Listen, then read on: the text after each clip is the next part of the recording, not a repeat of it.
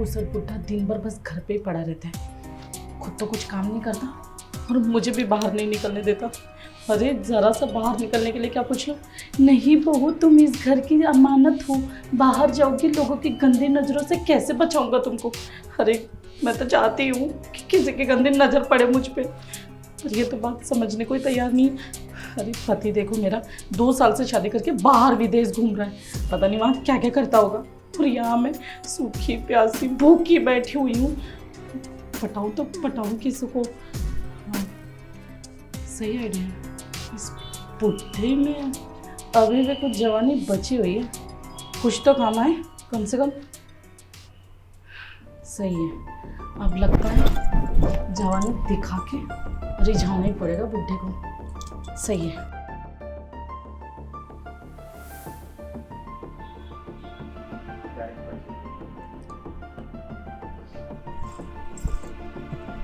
क्या हुआ बहू, सब कुछ ठीक है ना?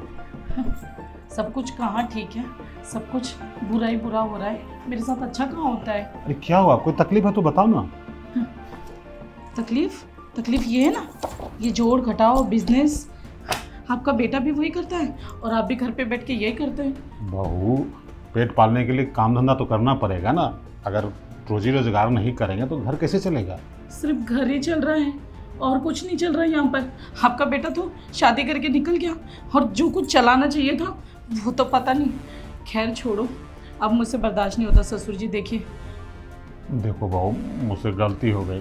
जब बेटा विदेश जा रहा था ना काम धंधे के सिलसिले में, तो तुझे भी भेज देना चाहिए था, लेकिन मुझे लगा कि नया नया स्टार्टअप कर रहा है, वहाँ जाओगी तो तुम वो ज़्यादा परेशान हो जाएगा, काम धंधे की कोई गारंटी नहीं है। इसलिए मैंने विशेष आग्रहपूर्वक तुम्हें यहाँ रख लिया था ताकि तुम्हें कोई दिक्कत परेशानी ना हो।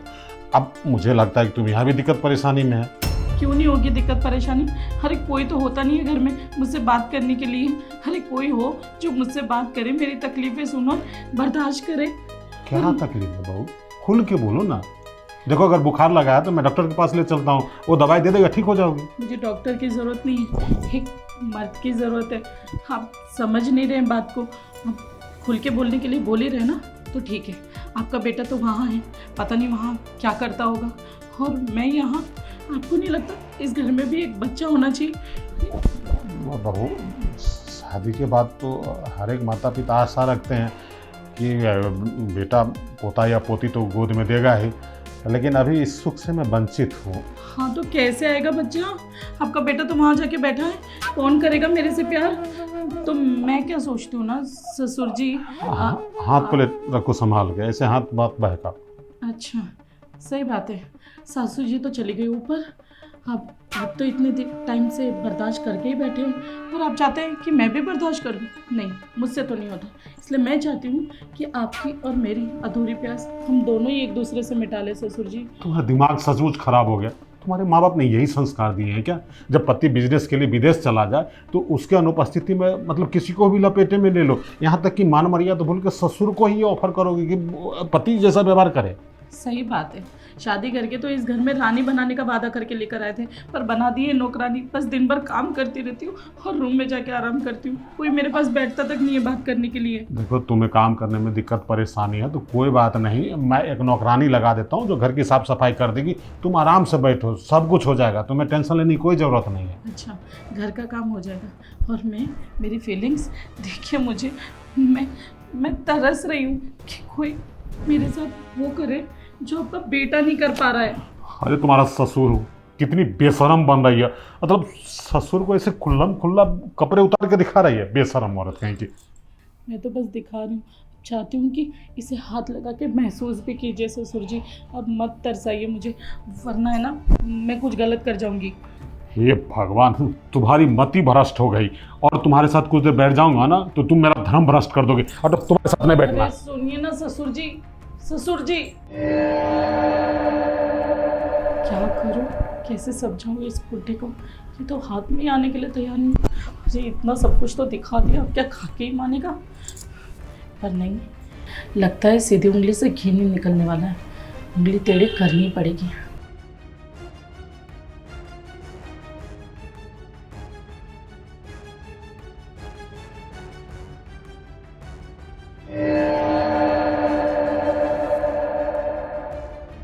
बुढ़ा तो समझने की कोशिश ही नहीं कर रहा है। समझाओ तो कैसे समझाऊँ इसे? कुछ ना कुछ तो करना ही पड़ेगा। ऐसे खाली हाथ बैठ के कुछ नहीं होगा। 2 साल हो गए, कब से सोच रही हूँ कि प्रॉपर्टी मेरे नाम हो जाए, पर नहीं। बेटा तो विदेश जाके बैठा है, बाप है कि समझने को तैयार ही नहीं। और लग रहा है मन में लड्डू तो ससुर जी के भी फूट ही गए। बस खाने की तैयारी मुझे करवानी है। काम करती हूँ, बहाना करके बुलाती हूँ रूम में, फिर वीडियो बना लूँगी और बेटे को भेज दूँगी। तब तक बुड्ढे को निकलना ही पड़ेगा यहाँ से। तो सारी प्रॉपर्टी मेरी। ससुर जी, अरे ससुर जी देखिए मेरी कमर में बहुत दर्द हो रहा है। ससुर जी क्या हुआ बहू, कोई तकलीफ है क्या? अरे मेरी कमर में बहुत दर्द हो रहा है। चलो चलो, मैं तुम्हें डॉक्टर के पास ले चलता हूँ। नहीं, मैं उठ नहीं पाऊंगी, आप एक बार चेक करिए ना। अरे कहाँ दर्द हो रहा है? देखिए तो सही, यहाँ नीचे। अरे कमर नीचे होती है ससुर जी। कहाँ पे? हाँ अरे ससुर जी बैठिए ना। अरे बहू, ये क्या दिल लगी कर रहे हो? यहाँ पे कहीं दर्द होता है क्या? अरे मुझे तो बहुत कुछ दर्द हो रहा है, पर आप है कि दवाई करने के लिए राजी नहीं हो रहे। देखो बहू, तुम जो ये तिरिया चरित्र दिखा रही हो ना, मैं समझ रहा हूँ कि तुम्हारा पति यहाँ नहीं है, इस कारण तुम अपने ससुर को लपेटे में लेना चाहती हो, लेकिन ये सब उचित बात नहीं है, समझी? क्या उचित बात नहीं है ससुर जी? मैं कब से कह रही हूँ कि मुझे कुछ करना है आपके साथ, पर आप समझ ही नहीं रहे। अरे इतना अच्छा मौका मिला, मौके पे चौका मारिए ना। देखो, मौके पे चौका मारने के बाद मैं कहीं मुंह दिखाने के लायक नहीं रहूँगा। तुम यही चाहती हो कि बची हुई जिंदगी मैं जिल्लत के साथ बिताऊँ? हाँ, ऐसा कुछ नहीं होगा, आप उसकी चिंता ज़रा भी मत करिए। मैं आपके घर की बहू हूँ, मैं ये बात कहीं बाहर नहीं जाने दूंगी। और रही आपके बेटे की बात, तो ना आप बताएंगे ना मैं, इसमें तो दोनों का फ़ायदा है ना। बहू तो तुम बात तो बहुत समझदारी वाली कर रही हो, लेकिन मैं क्या कहूँ? देखो, तुम भी जवान हो और बेटा घर से बाहर रहता है और तुम्हारी सास भी नहीं है। मतलब औरत सुख पाए हुए तो मुझे भी काफ़ी दिन हो गया। तुम इसे बोल रही हो तो मेरा भी मन डोल रहा है बहू। तो ठीक है ना, मान जाइए ना मेरी बात, और रानी से महारानी बना दीजिए मुझे। मतलब मेरी बात मान लीजिए। देखो, मैं तुम्हारी बात मान लूँगा, लेकिन तुम ही एक बात बताओ, तुम मेरी बहू हो, जरा समझदारी से काम लो। जोश जोश में होश गंवा के ये सब काम करने के बाद तुम अगर कल किसी के सामने ये बोल दोगी कि ससुर मेरे साथ ज़बरदस्ती करते हैं, मैं सोई हुई रहती हूँ तो आके छेड़ते हैं, मतलब ये सब बोल दोगी तो जानती हो मेरी क्या हालत होगी, मैं कहीं का रहूँगा? नहीं, ऐसी कोई बात नहीं है। अरे आप मेरी इतनी मदद कर रहे हैं तो क्या मैं ऐसी हरकत करूँगी आपके साथ? ऐसा कुछ नहीं होगा। बस आप मेरी बात मान लीजिए और शुरू करिए जो मैं चाहती हूँ। देखो बहू, अब जब तुम इतना जिद कर ही रहे हो तो मैं अपने दिल की बात बताता हूँ। जानती हो, मैं जब तुम्हारे यहाँ गया था ना, तुम्हारा रिश्ता अपने बेटे के लिए मांगने के लिए, तो तुम मुझे इतनी खूबसूरत लगी थी कि मैं सोचा था कि काश इसे मैं अपनी बेटी की नई मम्मी बना दूँ। लेकिन उस समय ना शर्म के मारे मैं कुछ बोल नहीं पाया, बस कलेजे पे पत्थर रख ये संतोष कर लिया कि तुम घर में तो आओगी ही, तुझे देख देख के ही बाकी बची हुई ज़िंदगी ही गुजार लेंगे। लेकिन मुझे ये नहीं पता था कि जिसको मैं अंदर ही अंदर चाहता था उसके दिल में भी मुझसे मिलन के लिए आग लगी हुई है। मतलब तुम भी तरस रही हो। तो ठीक है ना, लग जाने दीजिए आग और बुझा दीजिए मेरी प्यास। अरे हाँ, आज समझ लो कि तुम्हारी आग ऐसी बुझेगी कि फिर वो जल्दी लगेगी ही नहीं। एक काम करो बहू, अब तुम्हारे इतना करीब आ ही गया हूँ, प्रेम का हो ही गया है एक्सेप्टेंस दोनों में, तो एक काम करो ना, आज अपने हुस्न का जलवा मुझे गौर से दिखाओ, मैं देखना चाहता हूँ तुझे पूरा। हाँ ठीक है। अरे अरे अरे अरे अरे तुम उतावला क्यों हो रही हो? इससे बैठ के नहीं, जरा खड़ी हो जाओ, अपने हुस्न का दीदार करो, जरा मैं भी तो देखूं डार्लिंग बहू को। हाँ, आजा, बहुत स्वीट बहू है। वाह वाह, बहुत बढ़िया। अरे बहू, कमाल है, ये जो तुम बैकलेस ब्लाउज पहनती हो उसमें तो और भी खूबसूरत लगती हो। ऊपर से तुम्हारे गोरे गोरे गाल लाल टमाटर जैसे। सोचिए आपने मुझे थप्पड़ क्यों मारा? अरे थप्पड़ तो मुझे बहुत पहले मार देना चाहिए था, जब तो अपने बॉयफ्रेंड के साथ बात कर रहे थे ना, हंस के सब सुन लिया था मैं।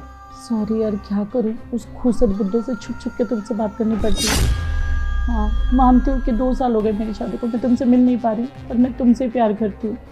अरे वो तो विदेश जाके पड़ा हुआ है, उसका खुसट बाप इधर है, क्या करूँ, सारी प्रॉपर्टी भी उसके नाम पर है ना। सही कह रहे हो तुम, लगता है बुड्ढे को फंसाना ही पड़ेगा। काम करती हूँ, अपने हुस्न के जाल में उसे फंसा कर फिर उसकी वीडियो बनाकर उसके बेटे को भेज दूँगी। हाँ, तब तो बुड्ढे को वो घर से बाहर निकाल देगा। हाँ, फिर उसका भी इंतज़ाम देख ही लेंगे, फिर चलेंगे थाईलैंड ट्रिप पर, मज़े ही मज़े करेंगे। हाँ हाँ ठीक है, चलो लगता है वो आ जाएगा। हाँ रखती हूँ, बाय। अरे तुम्हें शर्म आनी चाहिए है। नीच खानदान से उठा के अपने घर की बहू बनाया। मैं सोचा कि गरीब घर की बेटी है, अपने घर में बहू बनाऊंगा, इज्जत दूंगा, मान सम्मान दूंगा, तो तू मेरे घर को, मेरे बेटे को संभालेगी। लेकिन इतना एहसान करने के बावजूद तेरे खून में गंदगी आ ही गई। तू अपने पति और ससुर के खिलाफ भी षड्यंत्र रचने लगी बॉयफ्रेंड के साथ मिलके। देख बहू, तूने जो नीच हरकत की है ना, ये सब देख लेने के बाद मैं तुझे तो इस घर में 1 मिनट नहीं रहने दूंगा। नहीं ससुर जी, मुझे माफ़ कर दीजिए, आइंदा ऐसी गलती कभी नहीं होगी। मैं भूल गई थी कि हमारा बाप बेटी जैसा रिश्ता है। मैं मेरे बॉयफ्रेंड को ब्लॉक कर दूंगी, हमेशा के लिए भूल जाऊंगी, बस आपके बेटे से प्यार करूंगी। मुझे माफ़ कर दीजिए। बकवास बंद कर। अब इतना सब कुछ देख लेने के बाद, जान लेने के बाद, तू ये चाहती है कि मैं तुम्हारा फिर से वही सब मौका दूं और तू मेरे बेटे के साथ विश्वासघात करे। देख, अगर तू अपनी सलामती चाहती है बहू, तो चुपचाप यहाँ से निकल जा, नहीं तो पुलिस को बुलाऊंगा, तुम्हारे षड्यंत्र के बात उसको बताऊंगा, और तुम और तुम्हारा वो बॉयफ्रेंड जीवन भर जेल में चक्की पीसेगा। देख, अपनी सलामती चाहती है तो चल निकल, चल निकल, अरे निकल। ये शर्म औरत कहेंगी। तो किसी पे दया करना आजकल पाप हो गया है।